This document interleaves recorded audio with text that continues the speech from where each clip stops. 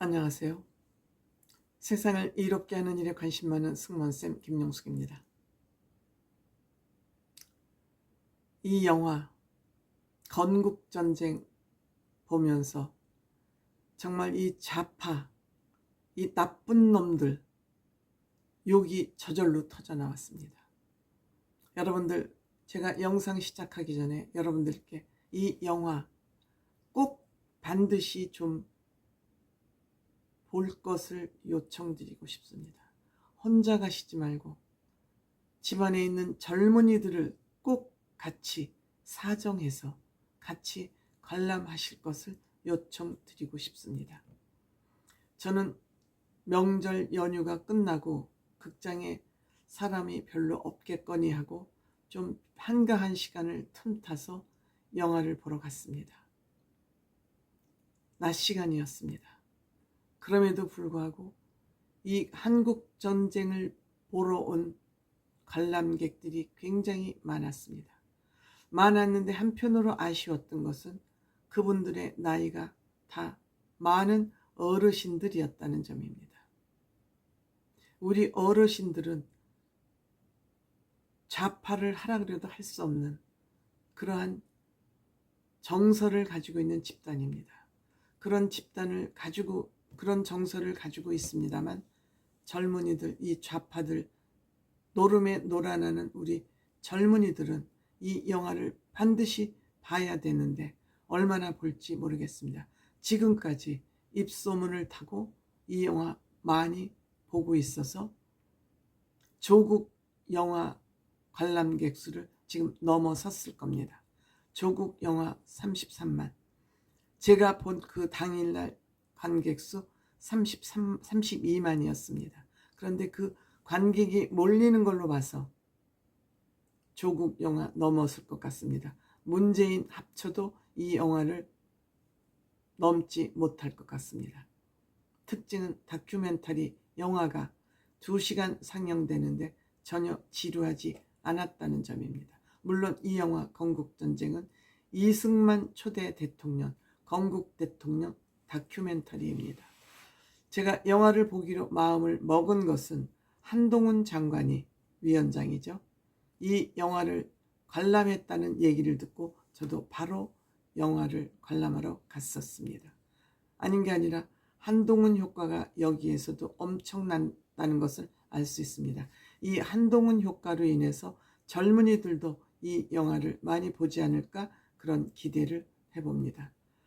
저는 이 영화를 보면서 속으로 화가 났던 것은 보수들은 왜 이제야 이런 영화를 만드나? 보수들은 이런 영화를 만들라고 영화 제작하는 감독들을 좀 데려다가 지원도 해주면서 이 영화를 젠장 만들도록 하지 못하고 왜 이제 갑자기 진보들은 손끝 같은 소재만 했으면 그걸 걸고 넘어지고 부풀리고 해서 지네들 조직을 강화하는데 그렇게 열심인데 보수는 왜 이제 하기사 이제라도 이런 영화가 나온 것이 얼마나 저는 다행인지 모릅니다. 이 좌파, 이 나쁜 놈들 지네들의 이익을 위해서라면 대한민국 팔아먹는 일쯤은 정말 하늘 손바닥 뒤집기로 하는 이 나쁜 놈들, 이념파리로 대한민국을 조각내고 진영파리로 대한민국을 조각내고 그 결과 나라를 팔아먹는 것을 아무런 양심도 꺼리낌도 없이 하는 이런 좌파놈들한테 대한민국이 지금 계속 농락당하고 놀아나고 있었다. 그동안 보수라는 이 무능한 인간들은 여기에 전혀 대처할 생각도 안 하고 의식도 없이 나만 잘 먹고 잘 살면 돼 하고 배를 두들기고 누워 있었던 것은 아닌지 하고 이래저래 화가 나서 미치는 줄 알았습니다. 김구를 저들이 그렇게 영웅이하고 건국절이냐 무슨 독립건국절인가 뭡니까? 대한민국 정부 수립이냐를 가지고 따지면서 김구를 영웅으로 만드는 동안 이승만 대통령, 건국 대통령을 독재자로 만들면서 짓밟아서 뭉개낸 듯해요. 여기에 대해서 대처를 못하더니 이제 조금 윤석열 정부 들어서 보수가 조금 힘을 받을 만하니까 이제서야, 그것도 한동훈 위원장이 이승만 대통령 발언, 대한민국을 산업화하는 데 앞장섰던 재벌들 이 얘기를 하면서 여기가 동력을 받지 않았나 이렇게 생각이 됩니다. 그렇기 때문에 한동훈 위원장은 역사성을 가지고 있고 우리의 대한민국의 뿌리가 뭔지 제대로 짚어내리고 있다. 한동훈 장관이 주장했던 거 뭡니까? 이승만 대통령이 토지 개혁을 하면서 북한에서는 토지를 국유화했지만 토지를 사유화하고 토지 개혁을 하면서 전쟁통에서도 내 땅을 지키기 위해서 적들과 맹렬하게 싸운 결과 대한민국이 지금 오늘날 민주국가, 자본주의 국가, 경제대국으로 성장할 수 있었다라고 한동훈 장관은 분석하고 있습니다. 맞다고 생각합니다.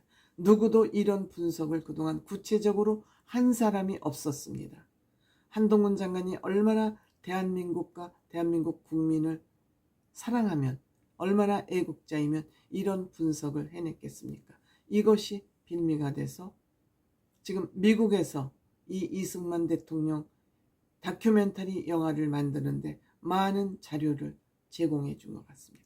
그동안 한 번도 우리에게 알려지지 않았던 그런 영상 자료들이 여기에 많이 자료로 쓰였습니다.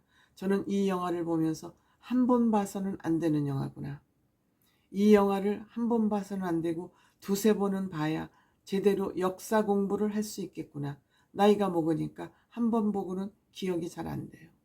그래서 저는 영화를 다시 한 번 봐야 되겠다.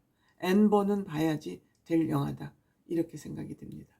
이승만 대통령이 가장 중요하게 생각했던 거, 비전, 대한민국의 앞날이 어떻게 될 것이라는 거, 그 전쟁통에서 태평양 전쟁, 제2차 대전, 또 일본의 식민지 시대를 겪으면서 대한민국의 운명을 내다보고 그 운명을 위해서 뜻을 세우고 그 뜻대로 추진력을 있게 외교를 펼쳤던 대한민국 건국 대통령 이승만 대통령을 이렇게 좌파 저 나쁜 놈들이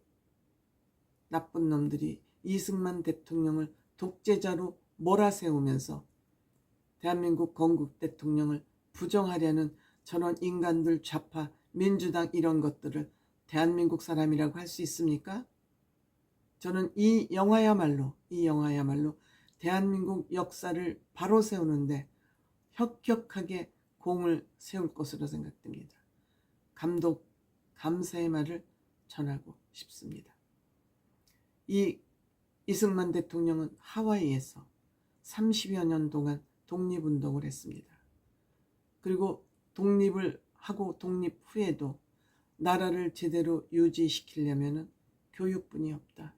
교육만이 살 길이라는 걸 그때 이미 예지력으로 판단을 하고, 또한 여성들이 부당하게 인격 침해를 당하는 일을 없애기 위해서 그 하와이 섬 8개를 돌아다니면서 한국인 여성들을 다 그 인권 침해를 당하고 성폭력은 뭐 다반사겠죠. 그들을 8개 섬에서 다 하와이 섬으로 데리고 와서 이들이 오갈 데가 없으니까 기숙 여학교를 만들어서 이때부터 이승만 대통령은 벌써 여권운동에 눈을 떴다는 것이죠. 우리나라에서 가장 먼저 여성 참정권이 주어진 나라가 세계에서 대한민국이 1위라는 사실 여러분들 아셨어요? 이 여성운동 한다고 페미니즘 내세워서 꼴값 떠는 이 대한민국 여성들, 이러한 이승만 대통령을 인정 안 하고 하와이에서 이승만 데이를 정하려고 하와이 시의회에서 이것이 논의가 되자 대한민국의 이 매국노 시민단체들이 하와이 시의회에 달려가서 이승만 데이 제정을 반대했다는 거 아닙니까? 이것들이 인간입니까? 이것들이 대한민국 국민 맞습니까? 그래서 결국 이것이 없던 일로 됐답니다. 이번에 이 영화가 상영됨으로써 하와이에는 이승만 데이가 아마도 제정되지 않을까 생각됩니다. 하와이 시의회에서는 시끄러우니까 우리가 우리나라 국민도 아니고 뭐 때문에 이것 가지고 우리가 시위에서 싸울 필요 없지 않느냐 이래서 없던 일도 됐답니다. 하와이 전 시의원의 증언으로 이것은 이미 증명이 됐습니다. 이렇게 나쁜 것들, 이렇게 나쁜 것들. 그러니까 윤석열 대통령 정부의 한동훈 위원장은 운동권 간의 청산을 부르짖을 수밖에 없죠. 이 영화 꼭 보세요.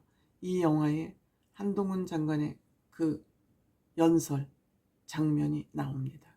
대한민국이 오늘날 어떻게 이렇게 경제 대국이 될 수 있었는지에 대한 한동훈 장관의 그 핵심적인 연설 내용이 이 영화에 등장합니다. 꼭 보세요.